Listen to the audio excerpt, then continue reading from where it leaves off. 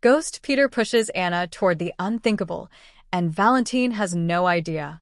Oh, darlings, this first story is one of the most psychologically complex and genuinely chilling things General Hospital has built in years, and the reason it works so beautifully is because the danger is not coming from a stranger. It is not coming from a new villain with a grudge and a weapon. It is coming from inside Anna herself. From the part of her mind that was broken open during months of captivity and has not fully healed, no matter how convincingly she has managed to hide that from the people who love her. Let us go back to how Peter actually died, because understanding that moment is everything when it comes to understanding what is happening inside Anna right now. It ended in Switzerland. A chase, a tire iron, a fall down an embankment. Felicia struck the blow that stopped Peter from getting away with Maxie and the baby. And then, in the kind of moment that only Anna would insist on, even for someone who had done monstrous things, Anna stayed with him. She sent the others away. She sat with him as the feeling left his body. She told him that even he should not die alone. That is who Anna is at her core. Even at the end of the worst chapter of her life, she chose compassion. She chose to be present for someone who had never shown her or anyone else the same grace. But Peter, even dying, even in those final moments, was not at peace. Because in his mind, he was the victim. Not the man who had kidnapped, terrorized, and destroyed. The victim of Anna, who he believed had failed him as a mother figure. Of Valentin, who mentored him and then withdrew that support when Peter's true nature became impossible to excuse anymore. In Peter's twisted internal world, these two people owed him everything and had instead given him nothing. And that grievance, that deep, festering, completely distorted sense of betrayal, did not die with him. It stayed inside Anna, in the form of a voice that knows exactly where to press and exactly what to say to make her doubt everything she loves. And now that voice is getting louder, saying things that Anna knows are not rational, suggesting that Valentin, the man who has known her longer than almost anyone alive, who went to extraordinary lengths to protect people she loves, who chose danger over safety because he believed it was right, is somehow not to be trusted. That Valentin has reasons Anna does not know about. That Valentin is lying to her. The particular cruelty of this delusion is that it targets the relationship Anna has that is most rooted in genuine history and genuine love. Peter knows, even as a hallucination, even as a product of Anna's own fractured mind, that attacking her bond with Valentin hits the deepest possible place. And he knows that if Anna ever did act on that, she would never, ever recover from it. He does not want Valentin dead as much as he wants Anna destroyed. And destroying Anna through Valentin is the most elegant revenge imaginable from the most broken and dangerous corner of her own psyche. Charlotte is overjoyed to have her father home. Carly is building a future with him. And Valentin, warm, steady, completely committed to the people he loves, has absolutely no idea what might be quietly building in the mind of someone he trusts completely. The question that is going to haunt us all is this: will Anna find her way back to herself before Peter steers her somewhere she cannot come back from? And will anyone around her figure out what is happening before it is too late?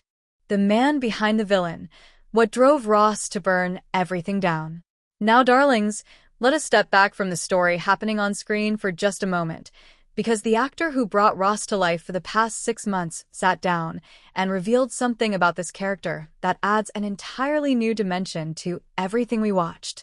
And I have to be honest with you, it is the kind of backstory that made me feel something I did not entirely expect to feel about a man who did genuinely terrible things. When this actor took the role, he did not play Ross as someone who simply chose evil because it was available. He built something private, something internal, a reason that made sense to the man living inside the villain, even when the audience could only see the damage being done.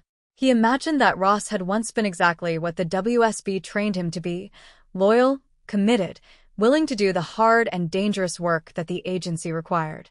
He went on a mission. He did what was asked of him. And then the agency abandoned him, left him stranded, cut off, stripped of everything, no resources, no health coverage, no way to get home. And while he was locked out, something happened to his daughter. something that needed him there, something that the agency's abandonment made it impossible for him to respond to in time. He could not reach his child in her moment of greatest need. Because of the organization he had given everything to. That is where the rage was born. Not from greed. Not from ambition. From a father who was failed at the worst possible moment by the institution he had trusted with his life. And who decided, in that particular way, that grief and fury combine into something unrecognizable, that the only answer was to make them pay. All of them. Anyone who stood inside that system and benefited from it while he had been chewed up and discarded. He was not interested in money. He was not interested in power for its own sake. He wanted to watch the WSB tear itself apart from the inside. He wanted them to feel the helplessness he felt when there was no one coming and nothing he could do. The actor put it this way, and it is the kind of line that sticks with you. A hero feels the world's pain and decides not to pass it on. A villain feels that same pain and decides the world deserves to feel it back. Ross chose the second path. And he walked through that door so completely that there was no coming back from it. Knowing that does not excuse what he did. The people he hurt were real. The damage he caused was real. But it gives Ross a humanity underneath the monster that makes him one of the most compelling villains this show has produced in a very long time. He was not born wrong. He was broken by something that should have been prevented. And the tragedy of that is genuinely worth sitting with. Elizabeth follows the medicine, and the story everyone believed starts falling apart. And now, darlings, we arrive at the storyline that is quietly, methodically, with the patience of someone who has seen enough to know that the truth always leaves a trail, beginning to unravel something that multiple people in Port Charles have been working very hard to keep hidden. And the person pulling at that thread is not a detective. She is not an investigator. She is not someone with an agenda or a score to settle. She is simply a nurse who noticed that the medicine does not match the story. Elizabeth has been around General Hospital for a very long time. She has seen things. She has learned to trust her instincts when something feels wrong even before she can articulate exactly why.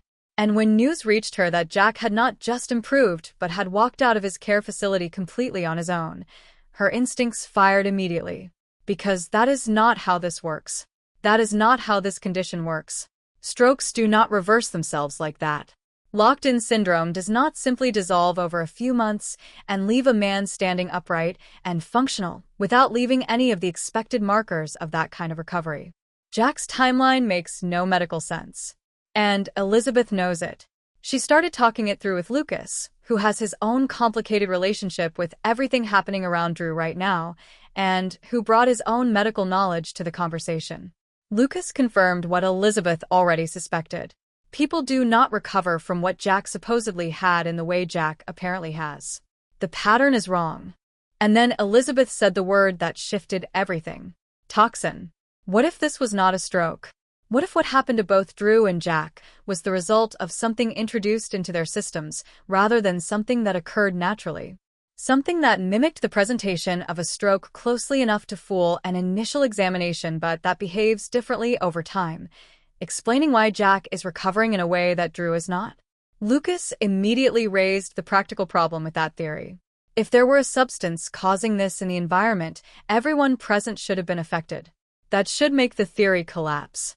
Except, Drew and Jack are already too similar a case to dismiss, and the specific presentation of what happened to both of them is unusual enough that unusual explanations deserve to be considered.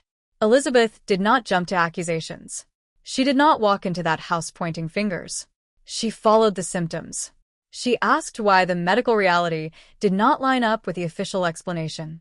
And then she arrived at the house and found Jack standing there, in that house, which raised an entirely new set of questions about what Jack knows, what Jack wants, and why he keeps appearing in places he perhaps should not be. Willow and Nina are quietly managing a situation around Drew that they are desperate to keep contained. Jack is hunting for a black box that contains proof he needs to control. And now Elizabeth, steady, observant, medically precise Elizabeth, is asking the one question that nobody has a clean answer for. The medicine does not match the story. That sentence right there is the thread that, if pulled firmly enough, carefully enough, persistently enough, could unravel everything multiple people in Port Charles have been working to hold together. Elizabeth does not have all the pieces yet, but she has the right question.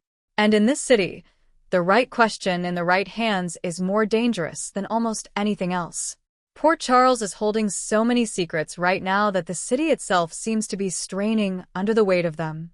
Anna fighting a battle inside her own mind that nobody around her can see. The full complicated truth behind a dead villain who is more human than he appeared. And a nurse quietly following a trail of medical inconsistencies straight toward a truth that is going to explode when it finally surfaces.